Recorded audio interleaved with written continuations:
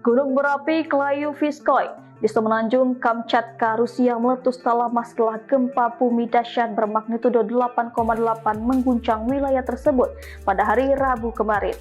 Gempa itu juga memicu tsunami setinggi 3 hingga 4 meter di kawasan pesisir. Turunnya lava panas yang membara teramati di lereng barat, cahaya yang kuat di atas gunung berapi dan ledakan.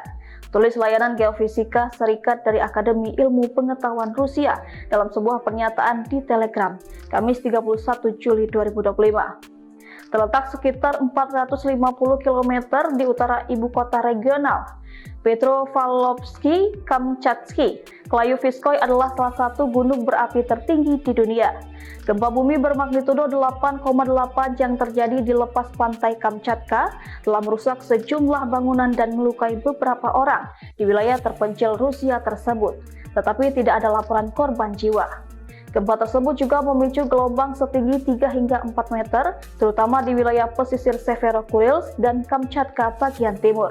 Tsunami juga terjadi di beberapa negara, termasuk Jepang yang mencatat gelombang tsunami antara 0,3 hingga 1,3 meter, dengan yang tertinggi di wilayah Hokkaido di mana lebih dari 900.000 orang dievakuasi sebagai tindakan pencegahan. Wilayah Amerika Serikat termasuk Hawaii dan pantai barat juga terkena dampak kecil dengan beberapa lokasi mencatat gelombang tsunami hingga 1,5 meter.